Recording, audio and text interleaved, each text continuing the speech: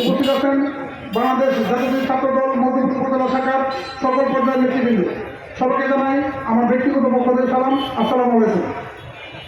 আসলে আজকে আমরা এখানে যাওয়ার উদ্দেশ্য নিয়ে সেটি হচ্ছে সরকার শরীফকে যখন 2013 সালে অবৈধভাবে তৎকালীন মন্ত্রী ডক্টর আব্দুর রাজ্জাক ভোলার নির্দেশে গ্রেপ্তার করা হয় এবং ডক্টর আব্দুর রাজ্জাক ভোলার নির্দেশনায় সরকার শরীফকে কনভেন্ট সেলে যেখানে ফাঁসি আসামিদেরকে রাখা হতো সেই কনভেন্ট সেলে রাখা হতো, এরকম নির্যাতন করা হয়েছে।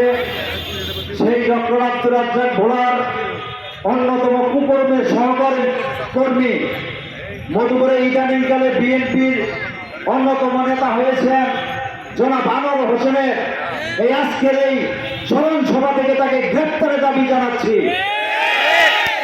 কারণ ডক্টর আব্দুর রাজ্জাক এত অপকর্ম করার পরে আজকের কারাগারে স্থান হয়েছে, তারা বেতার তারা ঘুরে বেড়াবে, এটা হতে পারে না। প্রশাসনের প্রতি আহ্বান, আগামী 24 ঘন্টার ভিতরে যদি তার বিরুদ্ধে সুনির্দিষ্টভাবে ব্যবস্থা গ্রহণ করা না হয় তাহলে মধুপুরে অনির্দিষ্টকালের জন্য রাস্তাঘাট অবরোধ করা হবে। আরো পাশাপাশি তাকে যারা শেল্টার দিচ্ছেন তথাকথিত বাংলাদেশ জাতীয়তাবাদী দলের নির্বাহী কমিটির অন্যতম সদস্য বলে পরিচয় দেন, আপনার উদ্দেশ্যে বলতে চাই, আপনি ছাত্র দলের প্রধান, আপনি বিএনপির নেতাকর্মীদেরকে কষ্ট দিচ্ছে, সরকার শহীদের মতো একটা জনপ্রিয় নেতৃত্বকে কষ্ট দিচ্ছে, তাদের সহায়তা তাদের যদি আপনি সহায়তা করেন তাহলে আপনার পরিণতি কিন্তু ভবিষ্যতে ভয়াবহ হবে। সরকারের সাথে আমরা আপনার বিরুদ্ধে অভিযোগ দায়ের করতে বাধ্য হবো এবং আপনার পদত্যাগ দাবি করতে বাধ্য হব। স্নেহস্পদ আদরের ধন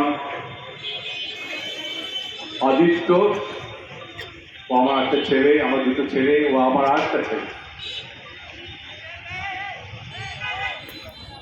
আমার যুব দল, ছাত্র দল, স্বেচ্ছাসেবক দল, শ্রমিক দল, মহিলা দল সব আমার সামনে, আমার এলাকার মুরব্বিয়ান, সবাইকে ইসলাম।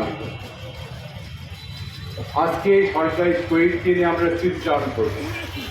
আমার মনে আছে আমি যখন 2001 সালে এখানে নমিনেশন ইলেকশন করতে আসি, এই আকর্ষণটা আমি বরাবরই দেখেছি। আমরা আমাদের বিএনপিতে নিয়ে এসেছিলাম। আজকে ও নাই, চলে গেছে। এত তাড়াতাড়ি চলে যাবে আমরা কেউ ভাবতেও পারিনি।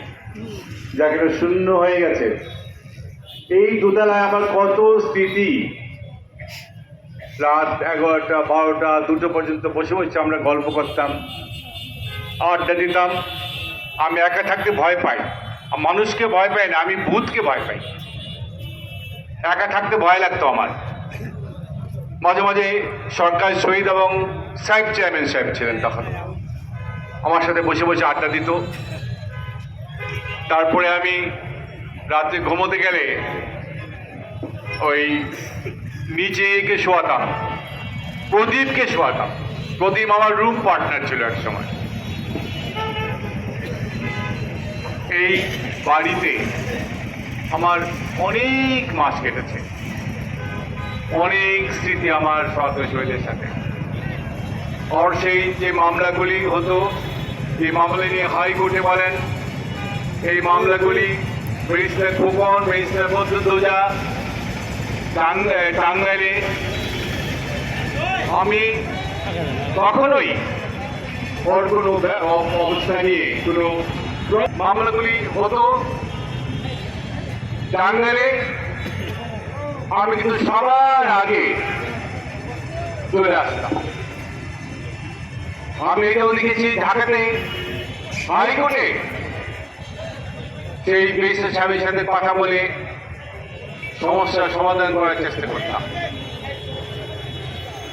আজকে সরকার শহীদ সাহেব নাই। 2006 সালে শুনলাম সরকার শহীদের বাড়ি আওয়ামী লীগ অ্যাটাক করেছে। দানের শীষকে ভালোবাসেন, আপনাদেরকে নেতার নির্দেশ মানতে হবে, মানুষের সাহায্য সহযোগিতা করতে হবে, তাহলে কিন্তু মানুষের আস্থা আসবে। মানুষের বিশ্বাস আসবে, যার মধ্য দিয়ে আগামী নির্বাচনে যে হবে সেই নির্বাচনে সে অবস্থা হবে। আমি কিন্তু নেতাদেরকে চিহ্নিত করছি কে এইসব করো, আমি কিন্তু বুঝি, বাকিবাজি করার চেষ্টা করবে না। এই মধুপুর বিশেষ করে পৌরসভার জনগণ যারা আছে তাদেরকে বলতে দিব না। এই পৌরসভা চাঁদা ফ্রি থাকবে, দখল ফ্রি থাকবে, এখানে কিছু হবে নাকি? আপনাদের কিন্তু সিরিয়াসলি কথাগুলি নিয়েন, কথাগুলি বলে যাচ্ছি, এই কান থেকে বেরিয়ে ওই কান থেকে বের করেন না বলে দিলাম। দয়া করে আমার নেতার কথা চিন্তা করেন। আমার নেত্রী অসুস্থ, উনি আজকে লন্ডন ক্লিনিকে ওনার সুচিকিৎসা হচ্ছে। আমার পিছনে 5 জন, এক্স এর পিছনে 5 জন, ওয়াই এর পিছনে 5 জন, নো, সবাই আমাদের কর্মী, সবাই আমাদের নেতা। মনটা বড় করে যার নেতৃত্বে আছেন বা নেতৃত্বে তোমরা যারা আছো, মনটাকে বড় করো, মনটাকে বড় করে আদর করতে হবে। রেসপেক্ট আর্ন করতে হলে আদর করতে হবে, আদর না করে রেসপেক্ট পাওয়া যাবে না। আমি যদি দেখি তোমার সাথে কেউ না কারো ভালো সম্পর্ক থাকতে পারে, কিন্তু সেটা যদি প্রকাশ্যে থাকে তাহলে ভালো সবাই তোমরা আমরা এক। এরকম নেতৃত্ব আমাদের দরকার, যে নেতৃত্বের মধ্যে কোনো ভেজাল নেই, একটা ট্রান্সপারেন্ট নেতৃত্ব, যেখানে পরিষ্কার নেতৃত্ব থাকবে। এটা একটু মাথায় রাখেন আপনারা। আমি আর কথা বাড়াবো না।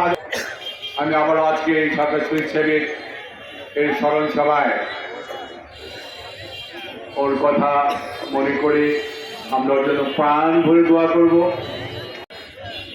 এবং আজকে এই পুরো বিএনপিকে শক্তিশালী করার জন্য সবাইকে আহ্বান জানিয়ে আবারও সরকার শহীদের দুয়ের মাগফিরাত কামনা করে আল্লাহ ওনাকে বেহেশতবাসী করে দোয়া চেয়ে আমি আমার কথা শেষ করছি।